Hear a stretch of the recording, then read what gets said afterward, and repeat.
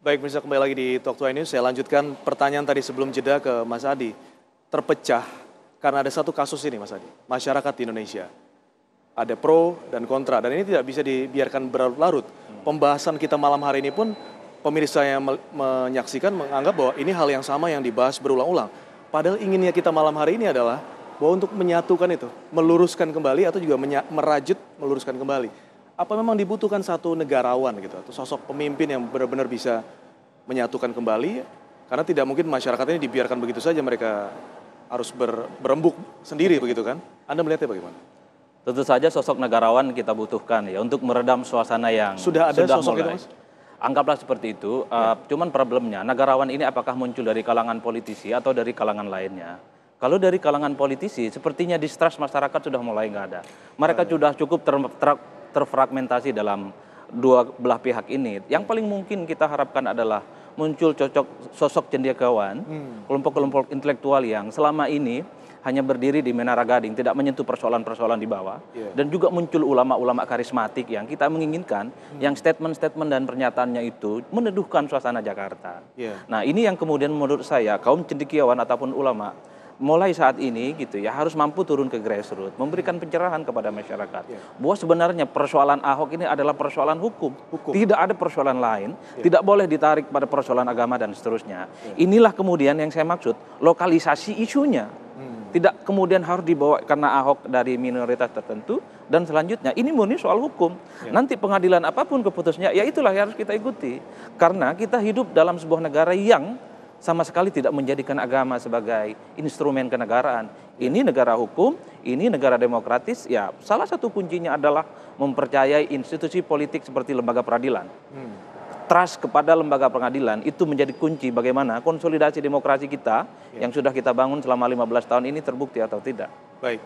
Itu Mas yang saya maksud. Pak Nasrullah, kepercayaan kepada lembaga pengadilan ini memang harus dimiliki.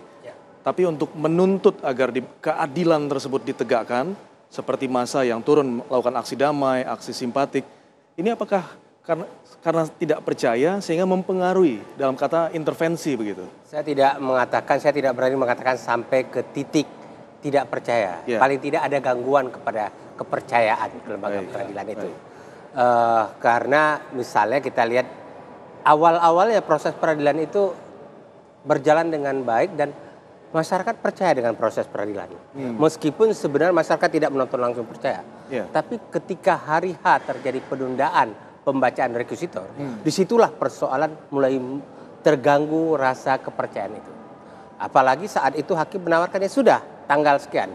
2 minggu ditunda tidak siap, harus dihitung hitungan setelah pilkada. Nah itu terlepas itu ada intervensi apa tidak, anggapan adanya intervensi sudah susah dibendung. Nah, oleh karena itu saya melihat bahwa upaya demo hari ini pun juga dalam bagian dari menyeimbangkan intervensi. Ya, menyeimbangkan intervensi itu. Nah, menyeimbangkan intervensi dari mana, Pak? Ya, kan yang sekarang yang bisa intervensi sebuah peradilan siapa saja. Bisa dengan massa, bisa kekuasaan, bisa pihak-pihak tertentu. Intervensi dalam arti kata yang koruptif bisa saja semua bentuk intervensi politik, kekuasaan dan sekarang saya ingin katakan begini. Proses hukum bagaimanapun saya sangat tidak setuju diintervensi oleh pihak manapun. Oleh kekuasaan termasuk Pak Ustadz, oleh kekuatan massa, nggak boleh. Apa yang Anda sudah lakukan hari ini selesai, kita anggap sudah sama-sama menyampaikan aspirasi. Aspirasi sudah disampaikan, benar tadi yang dikatakan itu, pada hari H putusan berdamailah dengan keadaan. Berdamai dengan keadaan, suka tidak suka dengan putusan itu, proses hukumlah yang akan menjalankan. Ya, tidak boleh lagi ada tekanan atau bentuk tekanan dari manapun. Dan tolong juga jangan ada misalnya sebuah model-model karangan bunga yang karangan bunga itu memberikan kesan seolah-olah di negara NKRI ini tidak ada lagi kebinekaan. Saya sangat tidak setuju itu. Ya. Terlihatnya seperti ketika ada umat Islam bergerak ditafsirkan, dibuat pencitraan seolah-olah umat Islam ini adalah orang radikal yang tidak ingin ada keberagaman. Kalau umat Islam tidak ingin ada keberagaman, tidak begini sekarang kehidupan kita. Nah, saya rasa hormati masing-masing pihak. Jangan ada karangan bunga yang ingin membangun pencitraan pada yang sebenarnya bukan pencitraan yang terbangun, justru tembok. Nah, bikin sejuk lah. Semua pihak bikin sejuk. Jangan yang pernah lihat nggak film kucing sama tikus? Tom and Jerry. Tom and Jerry ya. Tikus itu nakal, gangguin kucing terus. Kucing ngejar. Sebenarnya pada dasarnya mereka berteman. Nah, jangan sampai begitu, jangan nakal. Menggaruk yang menyebabkan dikejar. Iya, katanya karena secara filosofis kalau Tom nggak ada, Jerry-nya nggak ada. Nggak ada. Jadi dalam hidup ini butuh juga ada Tom dan Jerry-nya begitu. Tapi Ustadz, bagaimana cara menjawabnya bahwa aksi yang dilakukan GNPF MUI hari ini, 55 ini, bahwa bukan untuk menekan dari majelis hakim? Itu kami sudah buktikan. Ya, hari ini misalnya awalnya kita ingin long march, ya, itu kemudian kita rubah. Jadi yang sudah masuk ke dalam Masjid Istiqlal itu semuanya tidak ada yang keluar. Ya, yang terlambat saja, yang di luar, yang tetap berada di luar karena tidak tertampung lagi, ya. Dan kita mengirim utusan itu delegasi dari dalam masjid dan difasilitasi pakai mobil, ya, kerjasama dengan polisi agar kemudian tidak menarik massa, ya, langsung mereka berangkat ke MA. Itu satu. Yang kedua, ke MA tidak ada tuntutan apa-apa. Ya, kalau kita ingin intervensi mungkin kita bawa massa untuk melakukan penekanan. Ini tidak ada. Kami hanya menyampaikan mendukung independensi hakim. Ya. Dan saya kira orang-orang intelek, orang-orang cendekiawan akan tahu itu bahwa penyampaian ini semata-mata memberikan support. Karena bagi kami hakim inilah yang paling kita bisa harapkan. Sebab hakim tidak punya atasan. Ya. Kan seperti kata Pak Nasrullah, dia tinggal dengan yang maha kuasa. Kalau JPU memang ada atasannya. Jadi wajar kalau terasa bahwa penundaan lalu pembacaan tuntutan yang begitu rendah. Dan begitu rendahnya itu memang menurut yang kami pelajari, tentunya kami bukan ahli hukum nih, tapi menurut teman-teman advokat terasa aneh. Yang dibicarakan dalam fakta-fakta di persidangan cuma dua. Ya, ada penodaan atau tidak ada penodaan agama ini. Ya, dari pihak saksi-saksi dan jaksa juga itu kemudian mengatakan bahwa ada penodaan agama. Dari pihak pengacara, ya, terdakwa menolak tidak ada penodaan agama. Tidak ada dibahas penodaan golongan. Nah, ini yang terasa seperti jadi aneh. Kemudian saya ingin komentar sedikit tentang apa yang beliau sampaikan. Saya setuju bahwa kita ingin ini masalah cepat selesai. Dan kami, ya, dari MUI ataupun dari GNPF, soal saya ini juga di GNPF, itu tidak pernah demo karena agama. Tidak pernah. Karena Pak Ahok agamanya bukan Islam, bukan. Ya, dan sejarah membuktikan semua penista agama paling kami tuntut.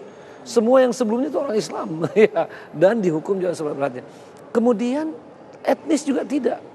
Andaikan ini etnis, mungkin kami nggak demo untuk menuntut keadilan. Ya, kami lampiaskan saja lawan etnis. Ya, yang minoritas kan tidak ada. Dan ini juga menunjukkan bahwa kami sebetulnya ingin menegakkan hukum. Jadi kami ingin justru membantu untuk tegaknya negara hukum. Yang menarik ini Pak Nasrullah, kemarin kami ke Komisi Yudisial. Ketua Komisi Yudisial mengatakan terima kasih pada GNPF yang telah membantu kita untuk membudayakan budaya hukum ini. Sebab budaya hukum ini bukan dari penegak hukum saja, dari masyarakat juga. Tentu ya sebagai orang Islam betapa perihnya ya, misalnya ada penistaan itu. Tapi alhamdulillah kami justru menuntut penegakan hukum. Iya. Jadi mudah-mudahan ini dibaca oleh orang dengan jernih. Janganlah kita dikait-kaitkan dengan anti keragaman, anti bineka. Itu sama sekali tidak sampai ada. Ke radikal. Sampai radikal. Kalau kami radikal, nggak perlu menuntut untuk menekan hukum. Langsung aja cari di jalan. Saya ingin tambahkan. Isu-isu radikal itu ekstrim. Kemudian fanatis itu pernah muncul pada zaman awal Orde Baru. Ya, sehingga pada saat itu orang sholat aja dianggap fanatis. Orang bilang assalamualaikum itu fanatis, sehingga kita nggak berani bilang assalamualaikum. Nah, tapi dalam sehingga saat itu pada zaman awal Orde Baru dihadap-hadapkan antara kekuasaan dengan umat Islam. Apalagi pakai jilbab Pak Nasrullah. Iya, apalagi jilbab anti benar itu saat itu ya. Nah, kemudian setelah berjalannya pemerintahan Soeharto ternyata nggak benar dia membuat sebuah skap antara umat Islam dengan pemerintah akhirnya bersatu. Sekarang ini sedang Sejarah terjadi. berulang. Saya tidak mengatakan, saya berdoa pada sejak awal pemerintahan Pak Jokowi ini tidak terulang sejarah. Mudah-mudahan Pak Jokowi bisa melihat bahwa jangan ada kondisi berhadap-hadapan antara kekuasaan dengan umat Islam. Sehingga umat Islam menjadi bagian tulang punggung utama mendukung kemajuan NKRI, kemajuan Republik Indonesia ini ke depan. Penegakan hukum itu yang diinginkan oleh GNPF MUI. Ustadz Zaitun melihat sebaiknya berapa tahun sih harusnya vonis yang diberikan? Tapi ditahan dulu, Ustadz. Kita dengarkan jawabannya setelah jeda yang satu ini. Bisa tetap bersama kami.